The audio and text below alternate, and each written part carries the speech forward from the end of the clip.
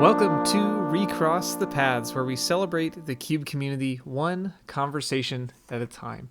My name is Cade. Today, I'm here with John. John, thanks for being here, man. Hey, Cade. Thanks for inviting me. It's a treat to have you on to talk about Cube, talk about all sorts of things. You are part of the Upkeep group in New York, right?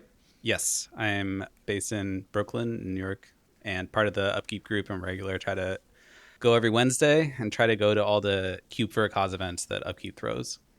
That's so good. New York, certainly one of the, or several of the most vibrant, bright spots of the gathering Cube community, and especially like on a weekly basis. Upkeep does it really well. Like you have your website and the menus of all the cubes. It's really amazing.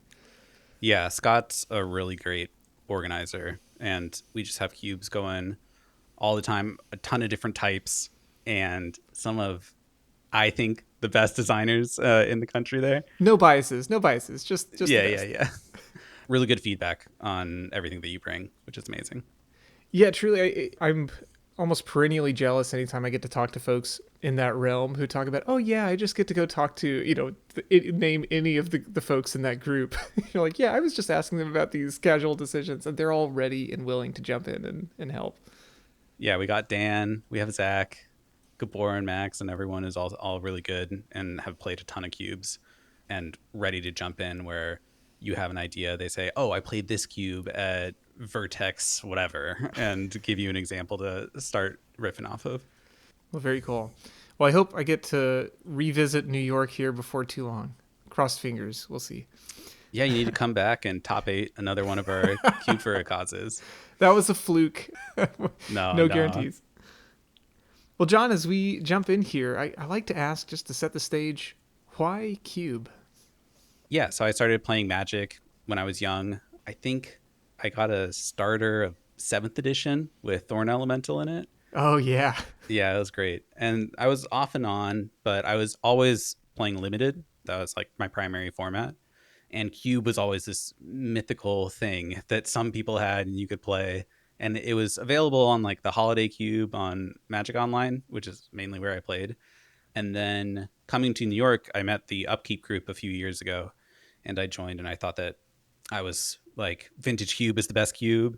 Wasn't really in touch with the Cube community, even though I thought I knew what Cube was, and just learned so much over the last couple of years. And that's really fun where you come and you're like, I've already got it. I know what this is about. Probably the first Yes, time I had you a sit ton down. of strong opinions that quickly kind of got beat out of me. I definitely thought that Strip Mine was like the peak of gameplay, but Some people would still agree with you. yeah, I think it's fun in some doses. But yeah, and even more than the game, I think the community that we have is amazing. Not just in New York, just across all these different grassroots cube events. I think the people are great. So then you came from this limited background, or you came from an understanding of like vintage cube.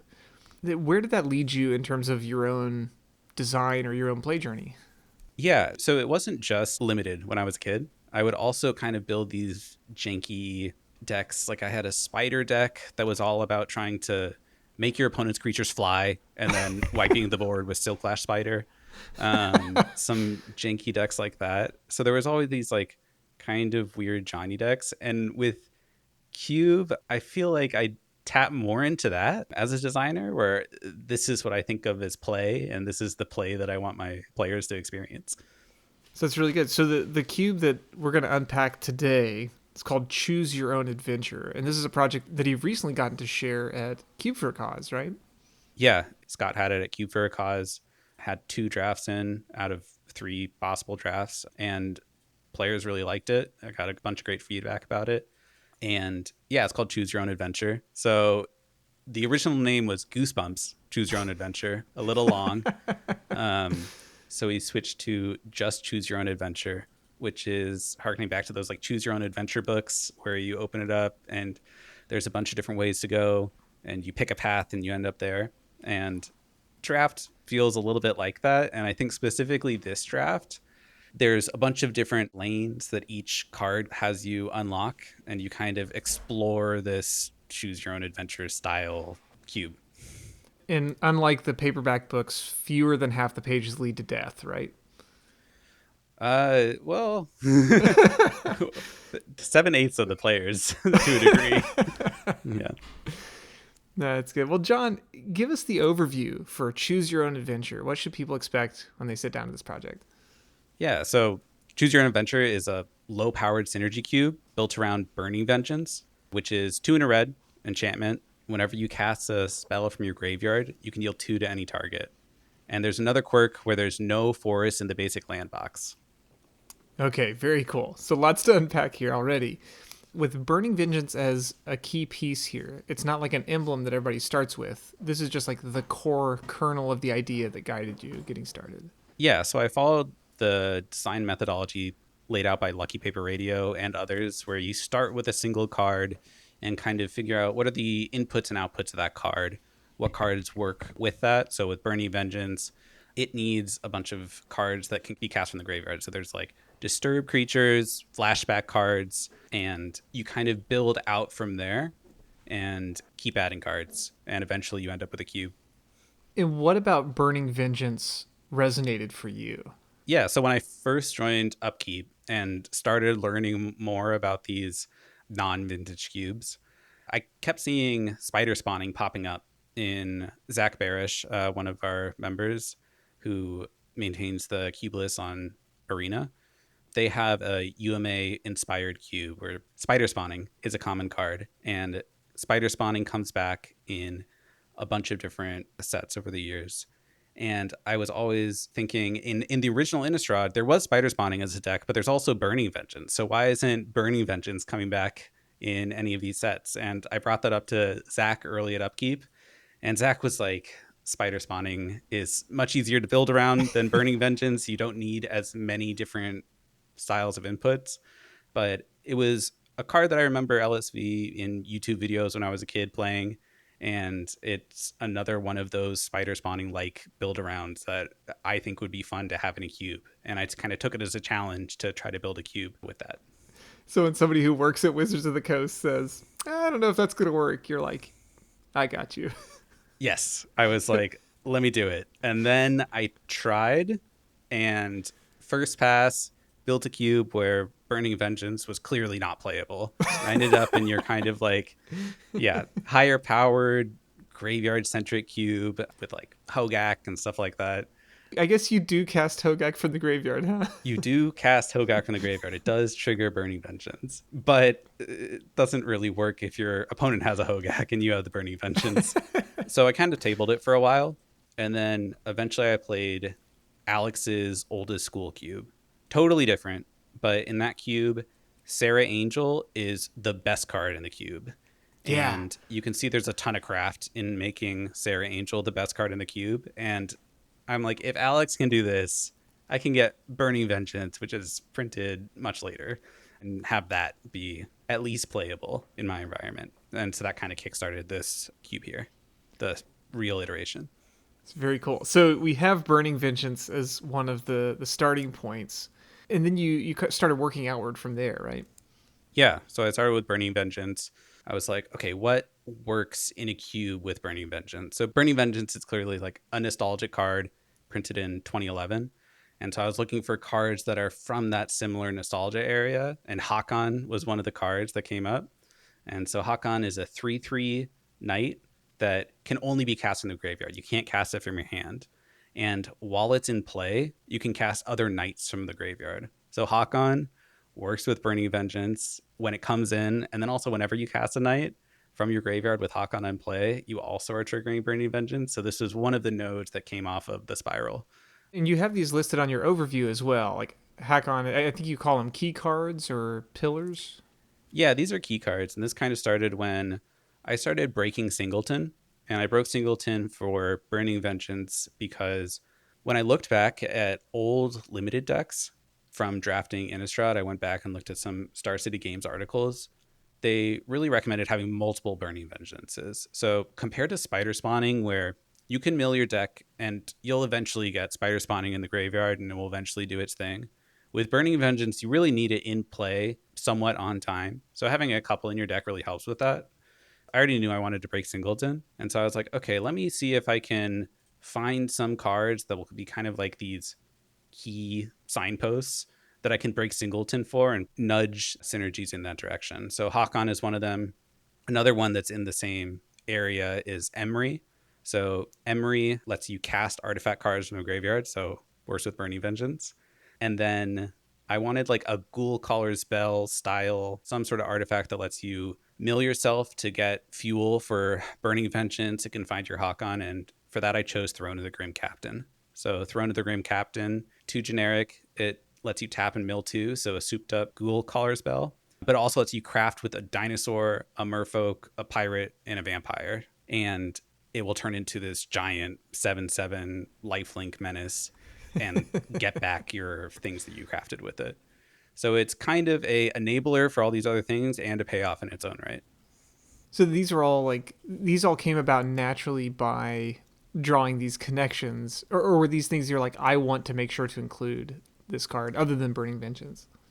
Actually, just naturally through drawing connections and literally drawing. I pulled up some charting software that I use for work, pulled the images in, got little arrows dragged from those images, and built out this sprawling graph, including a bunch of things that didn't end up in the cube. Like one of the things I started with was I have Burning Vengeance as a seed point. Burning Vengeance needs you to cast things from the graveyard. What happens when you cast something from the graveyard? It leaves the graveyard. So that's similar to the original Strixhaven Lorehold variety. And Lorehold also had like a spirit theme. And so I eventually started from Burning Vengeance, went through Lorehold, ended up in spirits. And then one of the spirit payoffs that I chose was this card called Tallowisp, which is another pillar. So I have a couple Tallowisps in the cube. This is a card from Betrayers of Kamigawa, where whenever you play a spirit, you can go and tutor aura. And so you can soup up your spirits, or you can get some removal spells for your opponent's creatures. And part of this spirit package, along with leaving the graveyard, is that I wanted to add soul shift tags to a bunch of things in the cube to kind of act as this bridge. Ended up making some broken cards. I had like Mog Fanatic with Soul Shift 4 on it, which those are stripped out. But those are still in the original web that I have saved on my work laptop. Hey, well, So, we're learning. These are learning opportunities. yes. Yeah. But John, I have to say that's real dedication to approach that like that. And we've certainly predated the newer Lucky Paper tool that has come out to do some of that graphing and webbing in browser. So good on you for using your office equipment for cube design. Yes. The tool that Anthony put out is great. And I used it to map out this cube. And it actually kind of gave me some cool insights in terms of where it shoves things together. It actually put Hakon and Throne of the Grim Captain really close in this web, which was surprising to me. But it kind of makes sense where Hakon really needs a bunch of discard outlets, and it also needs a bunch of knights. The discard outlets end up being merfolks. There's a couple different merfolk looters in the cube, and the knights kind of end up being vampires. So Throne of the Grim Captain and Hakon kind of have a bunch of similar touch points and end up close in the graph. And one of the winning decks at Cube for a Cause actually ran both these cards. Oh, sweet. So Max from the Baltimore Cube crew actually figured that out on the fly, which is amazing. I had to spend an hour stitching together different nodes of this Synergy Cube map. Oh, that's interesting. Like a novel methodology like that leads to some insights as a designer, certainly. Is this the sort of process that you would see yourself using for future cubes, that you would try to draw connections that way? I think I would use it early on. I don't know if it's necessarily the most helpful after you have your cube built, but when you're really early in the process and still kind of ideating, this is definitely a process that I would follow again. I might choose cards that are inherently maybe more fun to start with. For instance, Burning Vengeance at its core is a repetitive removal engine. So it definitely appeals to a certain type of player. But yeah, I think I would follow this process again, maybe choosing something that is more generically fun. Totally reasonable, I'd say. So, in the spirit of choosing your own adventure here, you describe in your overview that part of your goal is for drafters to make choices and to kind of get lost in the draft. Have you tried to seed particular paths with these key cards, or are you aiming for something broader than that? I think a little more broader than a path, though definitions got a little murky. So something that can happen, I had a draft recently where Zach started out taking Merfolk Looter pretty high. So Merfolk Looter in this lower power synergy cube, in terms of lower power, it plays slightly less powerfully than a modern limited set, more so than a cube that is all old border cards. So it's kind of in the middle there. Merfolk Looter shines in these slower environments. And so Zach was able to take Merfolk Looter highly, and this is kind of like a pivot point. So they were able to move into Hakon more easily. That's one of the doors that was open to them. It also let them move into Hell's Caretaker, which is a fun Yeah. reanimation target. And Hell's Caretaker let them lean into some green cards, which we didn't actually end up touching on in the key cards overview. Oh, we're about to. Yes. In the cube, there's no forest in the basic land box, but I do have green cards as power outliers that you can play. This is similar to a snow set or an Eldrazi set where you have snow mana that you're trying to pick up in different sources, so they can be off of creatures and they can be off of lands. The quirk here is that I am trying to keep all of the green pips one-shot effects. And so this kind of comes out of Throne of the Grim Captain. It depends on pirates as one of its inputs that it needs. Pirates generate a bunch of treasure naturally. Right. And Emery as a pillar needs a bunch of these like trinkety artifacts. So there's like chromatic star, terrarian effects. And I didn't necessarily want the trinkety artifacts to be like pyrite spell bomb effects, because those kind of eat off of Burning Vengeance's dinner. Yeah, I was gonna say more removal spells to go with your. Yeah, need less repetitive removal engines. So Emery gets back these chromatic star effects. Throne depends on pirates that have these treasures.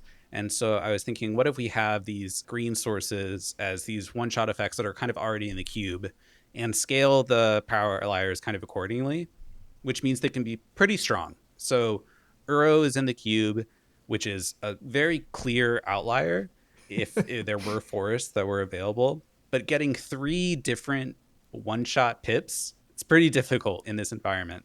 I love, John, that you have crafted an environment where you can confidently say this Burning Vengeance environment and Uro are totally fine together.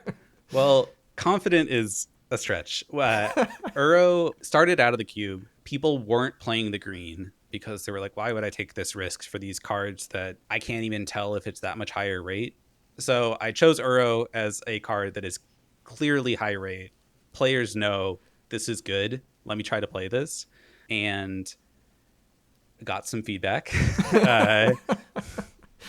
There has been a change in like how many lands am I adding that have green pips in it. Currently, there are none in the list.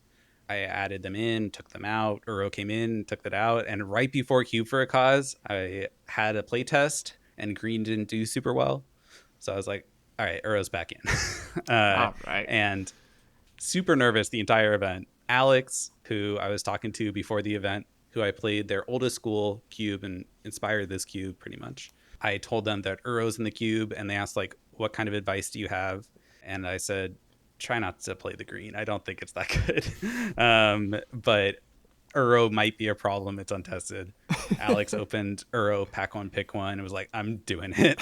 And they kind of did it. They ended up 2-1. I think they had a close match that they lost. So it is there, but it's not oppressive. Have you missed anything not having some of your bread and butter green effects? Yeah, so there's some effects that I can't have. So getting a permanent back from the graveyard, this isn't something that naturally happens in green. Recently, I added Recall, which is this card from Legends, which is this... Old school players know this card well. Yeah, it's blue XX. You can discard X cards to return X cards from your graveyard to your hand, and it doesn't specify creature or instant or anything. And that's an effect in green that is hard to get outside of it. But otherwise, green has a bunch of big creatures. That's kind of its other mechanic that is hard to get. And that is something that I had feedback on early in the design process. There was a bunch of games that kind of stalled out, and they're like, the games are fun, but can you give me a way to finish it?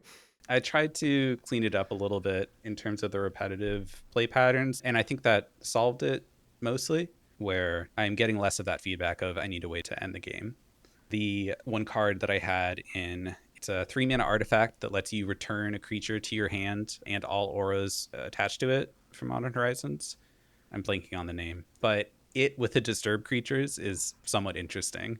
You're able Oh. to return a disturbed creature. You could have the kind that comes back as an aura, and then return the base creature to your hand. It comes back with a disturbed creature, and then recast. You have this recursive creature engine, which is all 2/2s and can't end the game.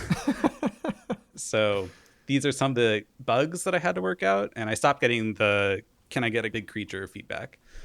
Well, and you also have some things like the land cyclers that happen to be gigantic at the top end, like a dragon or two, some big evasive threats. You found some ways to do that. Yeah, dinosaurs are usually in green, and this is something that's needed for Throne of the Grim Captain. So I have some of the land cycling dinosaurs in each of the colors at the top end, and some larger creatures.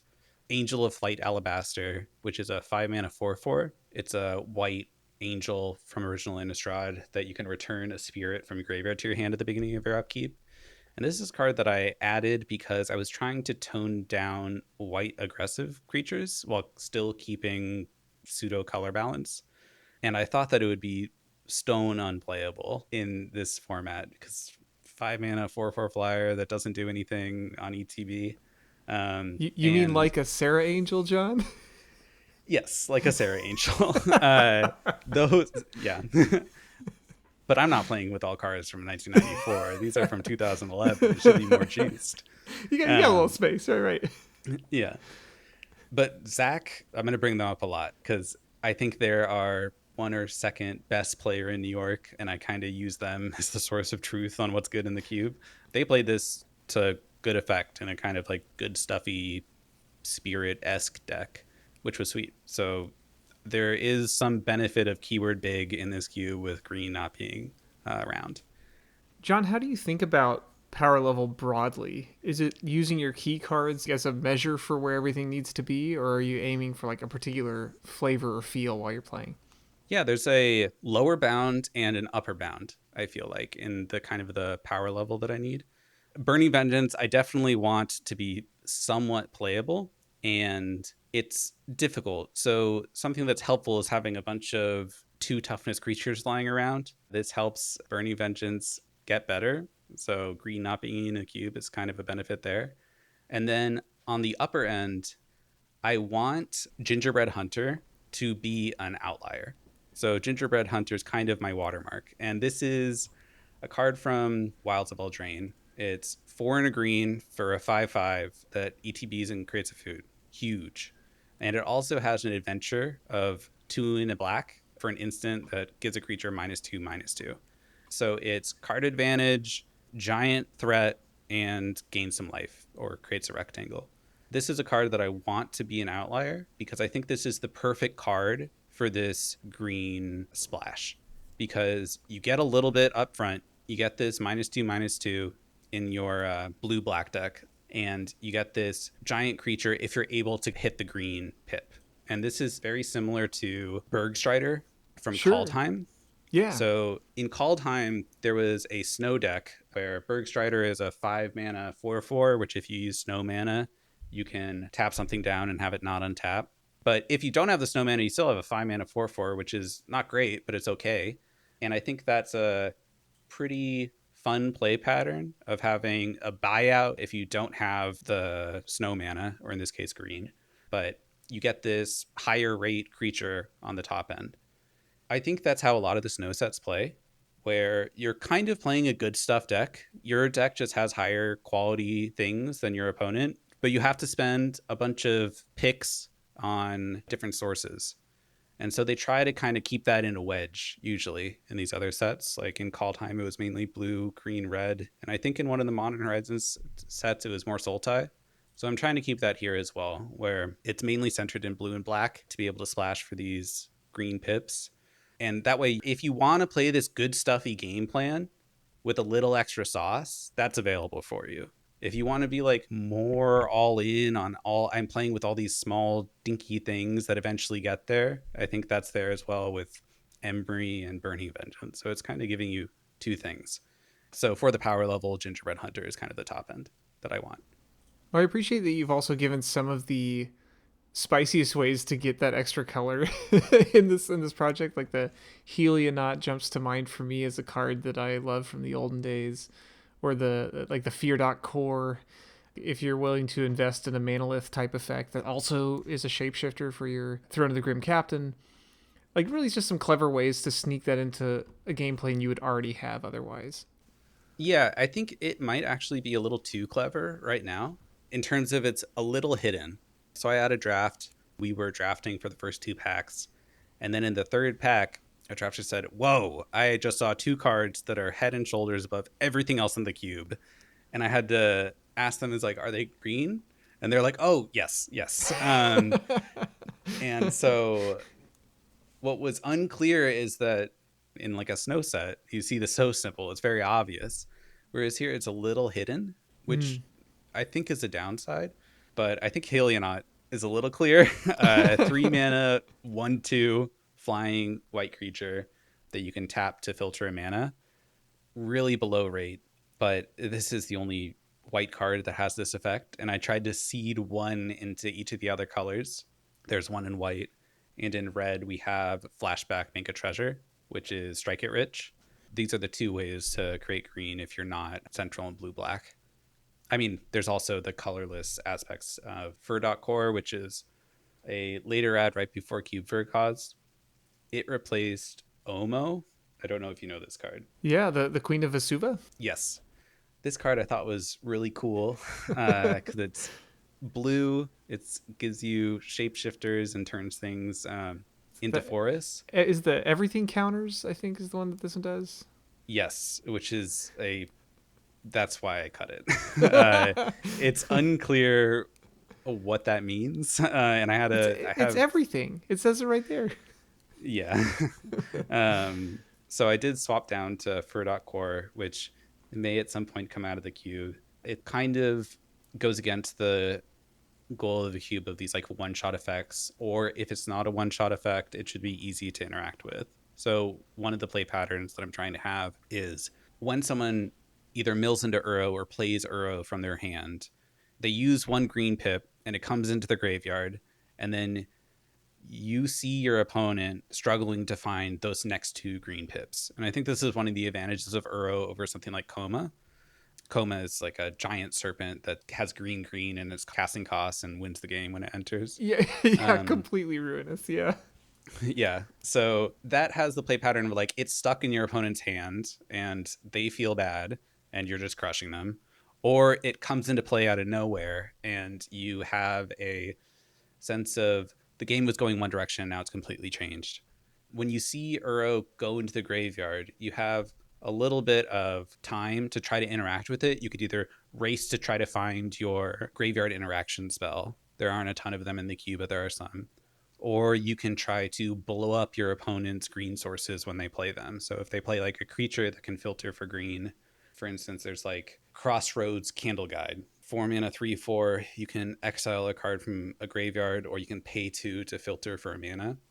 If this is their green source, you can try to kill that because you see that Uro's in the graveyard. So it gives you some amount of agency as opposed to just like a bomb that comes out of nowhere that you weren't expecting. So Fur.Core kind of moves against that, which I don't like compared to Omo, but it is much clearer in what it's doing.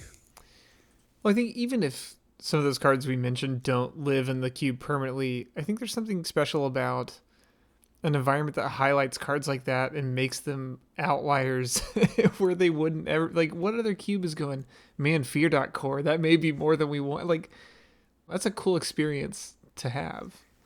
Yeah, one of my favorite moments was I had a drafter who 3-0'd a draft, and they were playing kind of like a Jeskai Burning Vengeance style deck with a bunch of these overlapping synergies, which felt really good. That's the goal of the cube.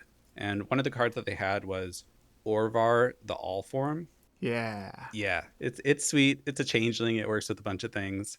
And whenever you cast an instant or sorcery that targets it, you can create a token of those permanents. And they also had Vidalian Wave Knight, which is a 3/3 Merfolk Knight, which is whenever you draw a card, you can put a +1/+1 counter on each other Merfolk or Knight. So this is another bridge card that kind of bridges between some of the Hakon Knight payoffs, which there's a few, and Merfolk, which is something required for Throne. And so they had Orvar and this Wave Knight, and they realized that Besotted Knight, which is a card from WoW, it's a 4-mana 3/3 that can also have an adventure to attach a role to a creature. They realized that this is the card that they wanted all the time. And they were like, this card is perfect for my deck. It's locked in. It's a knight for this payoff. It triggers Orvar. It also had some other random enchantment synergies going on with the roll token. And I thought it was cool to have this random common be like a key piece of someone's deck that I knew it had a bunch of touch points, but I hadn't specifically seeded it in for this style of deck that I didn't know would come about. Isn't that so satisfying as a designer? Yeah, that felt great. I think specifically for this cube, I have been getting a lot of feedback on what things are too good and what things are too weak. Early iterations, I had, oh, Burning Vengeance is way too good. Whoever gets the Burning Vengeances early, their entire deck is built around this. And I think later iterations, pretty similar cube, but just different experience where people are saying that it's unclear if Burning Vengeance is even necessarily playable. That's so interesting, and how quickly it can change. Yeah. Well, thinking of feedback, you got to have this featured at Cube for a Cause. Getting that many hands on it, getting all sorts of folks providing their experience to you, did that inspire you to want to make more changes, or did it inspire you to like kind of leave things as they were and kind of like hands off? There was an initial set of changes that went in with Lorwyn right before. There was a Throne of the Grim Captain deck that did really well coming out of Cube for a Cause. And the stories that I heard was that they were able to flip it on turn 4 every game. That's pretty quick.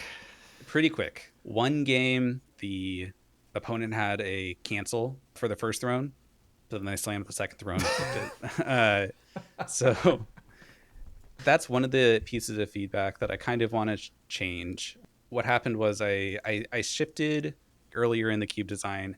Throne of the Grim Captain was more centered in blue and black. There was more blue and black changelings, more blue and black self-mill effects. I realized this, and with the Lorwyn changelings that I wanted to add, I tried to add them more in red and white to avoid souping up the throne deck, because the throne deck changelings affected it more than anything else. Because those kind of like fill in the last piece of the puzzle. You probably have like one of the things, but then just being able to check off the rest of the boxes. Yes, yes. Changelings help like Tallow-Wisp. Like a changeling works as a spirit for Tallow-Wisp, but it doesn't do the same thing that it does for Throne, where it's not just one thing, it's 4 different things. Yeah. So I tried to add these new changelings in other color combinations. And what ended up happening is that they just played all the colors. They were playing all the changelings and all the different things. They don't even need to really necessarily cast them consistently because Throne is this colorless artifact. So that was something that I want to tweak, just because I think those games weren't great. The draft was probably super fun, and that's why Throne is in. I think the draft of Throne is really fun to try to see, oh, am I going to get enough things to turn Throne on? And I think that's true in Synergy Cubes in general, because you kind of have this feeling during the draft of, am I going to get there? As opposed to like a core set cube where your kind of tension decreases over the course of the draft. But I think with Throne, the gameplay is sometimes, I think in this scenario, potentially not worth that feeling during the draft. So I want to tone down some of the changelings. Like one specific changeling that I want to remove is Amoeboid Changeling. That you get to either share creature types or remove creature types. Yes, I don't think it's too good, but it is a card that only the Throne deck wants. No one else wants it, and that's another thing that I'm trying to avoid in this cube. I'm really trying to make it so that every card could, not necessarily that multiple decks want it, because that's not really how I conceptualize it, but more that it has a lot of spokes coming off of it that other cards can tap into. So that's the main thing that I want to change. Otherwise, I think it is fun. I think people have a good time in terms of they see a card and they're able to choose this as a seed to explore around. And that's kind of the gameplay that I want to promote. Constantly, I want to try to like tweak some of the outliers. And with Strixhaven coming out, I think that will really solidify the spirits, hopefully, closer into the cube. Crossing our fingers for more fun stuff from Lorehold there. Yes. When I cut the soul shift tags, the other bridge that I had between kind of Burning Vengeance and the spirit side was the disturb creatures. Mm. But these are all pretty high rate, maybe a little too high rate. I've had to trim a decent amount of them. So I'm hoping for some other spirit graveyard payoffs that can be slightly weaker. Unclear if I'll get that from a set release in 2026, but fingers crossed. Well, John, I love these threads that you're drawing together. Like it's so funny to think, how did we get from Burning Vengeance to auras? These things you've described where, as soon as you describe it or as soon as you see it in play, you go, "Oh, I get it." But like it's not something that you would have just naturally snagged out of thin air. I think Yeah. that's a really cool thing. Yeah. And I enjoy that a lot of different objects are cared about in different ways. I think that really makes a deck less cohesive, which as a player, I don't like. But as a designer, I think it is fun when players sometimes care about enchantments and sometimes care about having knights. A common mix in this environment is like a deck that cares about knights to a degree. It has like acclaimed contender, which if you're able to turn it on is a power outlier, and it has some tallow wisps. So if you're playing a game, do I care about tallow wisp in this scenario? Do I have other spirits in my hand, or do I care about this knight this random knight that's in play? And if you're an opponent and you have a removal spell, you don't necessarily know which one to target. And I think that's really fun variety that can come up with these like mixed decks, which just leads into the goal of trying to get a bunch of variety in a cube with only 4 colors. It's a puzzle not just for you as the player, but then for your opponent too, to figure out where you're going. It's similar to during the draft. I think in synergy cubes, when you're drafting, different cards change in their evaluation more drastically. Obviously, in a normal draft, this changes as well. You start out, you can play any color, you pick a blue card, the blue cards become higher valuation, and it narrows down. Similar in a synergy cube where you have different cards that you value and it kind of changes even more drastically. And I think that could be fun in gameplay as well, where you have this creature that you value a lot in some games and in other games you don't value it as much. It gives you a lot of variety, not just in the draft, but also in the gameplay. Well, one thing I want to make sure that I ask about here is for those who pay attention to such things, this is a 336 card cube currently, which is not a particularly standard number. How'd you land there, and what's that for? Yeah, so we played around with different pack sizes, really to lean into this scrappy environment that I wanted before, where I wanted not super cohesive decks, while at the same time trying to get Dream Twist to the players with Burning Vengeance. How do you make that happen? So we ended up with 3x14 with 8 players, but a goal of the cube is to scale down to 4 players. In my cube group, especially when this cube was getting created, my cube group was obsessed with desert cubes. That still is lingering around. And with desert cubes, you really need 8 players. That's right. It's hard That's to scale it up, hard to scale it down. And so I thought there was a niche selfishly to get my cube played more, but altruistically to allow these cubes to get run and also have other people play, to have a cube that could scale from 4 to 8. And with 8 players, we're running 14. With less, we ran it with 4 recently, and we targeted a similar number of cards because the scrappy environment is really important to how the cube plays. And part of allowing to scale down to 4 is also removing a color. That was also a reason why I wanted to remove green. If you just think about the numbers, with 8 players, you have 10 color pairs in a 5 color cube. With 4 players, you'll have 6 color pairs with a 4 color cube. So it kind of works out similarly. You're able to fill in more gold cards. If it was full 5 color, you would have a lot of gold color cards that aren't getting used. You would need to implement some style of burning. I did experiment with a package that you could add in, a package for green that you could scale up to support more players. But then Uro would have to come out. Yes, Uro would have to come out. I would be very sad. But it was some of the feedback that I was getting. They were saying, this is cool. What is this like green thing going on the side? I think if they have time to listen to my spiel about how it is critical with Emery and the Pirates, then they can somewhat be swayed. If you read my book, you'll understand. Exactly. But I wanted to do the diligence of seeing like, okay, what would it look like if I added green in? And so I made some dual decks of like what I think the different things green could do in the cube were. And I invited a buddy over and we played some games. I tried to do that spider flying deck from my youth. It did not go super well. um, and So funny. yeah, so that one didn't really mesh. I think there was a modified deck that really kind of like leaned into like the souping stuff up with Tallow Wisp, which I do regret not having in the cube, but I don't think that the other things that I came up with worked. Maybe if I revisit, there'd be another path there. And another thing that Dan, one of my, I consider him head designer or chief architect of our group, Dan Schneider, they recommended a artifact route for blue and black instead of going down this green side. He listened to the book. He heard me say that blue and black have this artifact treasure area and that green is the perfect thing to use here. They recommended Ruthless Technomancer, which is this Sure. yeah, this card, which I've never played with it. The rate doesn't look super high, so maybe it's fine. But this could be another path that I initially didn't go down. But prepping for this conversation, I looked through and I think that is a good route to go. So I might try that somewhat soon. But I do think that the cube is in a good spot and I'm happy with where we're at. I'm excited for some new Lorehold stuff to tweak it a little bit and maybe later on, maybe add green, maybe go this artifacts package route. There's a lot to learn. It sounds like, especially with the group you're in, there's space to try it out, and there's people that are willing to go along with you as you're exploring. Who knows where it'll be next? Yeah, there's a bunch of different places that I could take it. John, if you could offer advice to other designers, what would you want to pass on to them?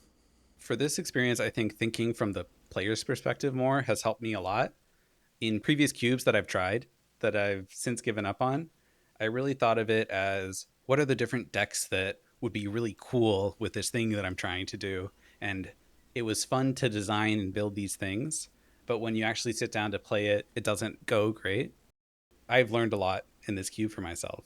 If you think about what are the mechanics of going through a draft, what are the games that you find fun, or what's the drafts that you find fun, and giving those tools for other people, that still lets them have a lot of ego investment where it feels like they are coming up with something. They are building their own deck.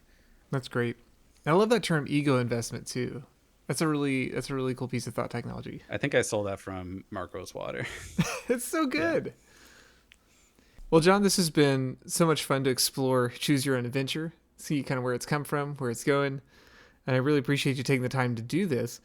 Before I let you go, though, I want to ask you one of my favorite questions, which is, if you could have any card printed as a promo, what card would you pick, and who would you have do the illustration? The card that I want is Galvanic Arc. This is a card from Original Ravnica, which is 2 in a red, enchant creature. When this comes into play, it deals 3 damage to target creature or player, and the enchanted creature has first strike. So that creature or player is old wording. And if I am trying to include Oko or a planeswalker in the set, I really want to have new wording. The issue is they will never reprint this. And the reason why is because the play pattern of this card is, Kate, what do you think is the normal play pattern for this card? Let's see, well, you want to use just as a removal spell, right? You're supposed to play it, zap their thing, and then swing in. Yeah, where do you play it? Probably on your... Oh. Because you put it Yes. on their creature so they have to remove it to prevent it from entering. Yeah, in order to prevent it from Nice. fizzling, you put it on your opponent's creatures. That's So they funny. stopped templating it like this. They said, okay, enchant creature you You control. control, yeah. But Tallow Wisp is an old Betrayers of Kamigawa creature. and its wording says you can tutor up an aura with enchant creature. So I can't get any aura that says enchant creature you control. So I need them to reprint Galvanic. I think that's how that works. Cade, you're the No, judge. no, no. It's just Is an that aura. not You can true? get it. You. Oh no, you're right. Oh my goodness. It is actually spelled out as an aura card with enchant creature. Interesting. Yeah, because this is before auras. This is when they were an enchant creature card, which is spelled out in the rules text, which actually came up Interesting. at Cube for a cause because someone tried to tutor up an enchantment creature because it's an enchant creature. But I can see where they would go with that. Yeah, it's understandable. I tried to have that not clear in the cube because I think that's confusing. So there's only auras that you are allowed to tutor up with Taoism in the cube. But anyways, this is why I want a Galvanic Arc reprinting with correct rules text so that I can run Planeswalkers. And same artist is fine. Michael Sutphin. I think that'll be good for recognition. So Michael Sutphin can keep the art there, huh? Yes. That's so good. See, this is also a good example as a judge of why I always pull up the Oracle text.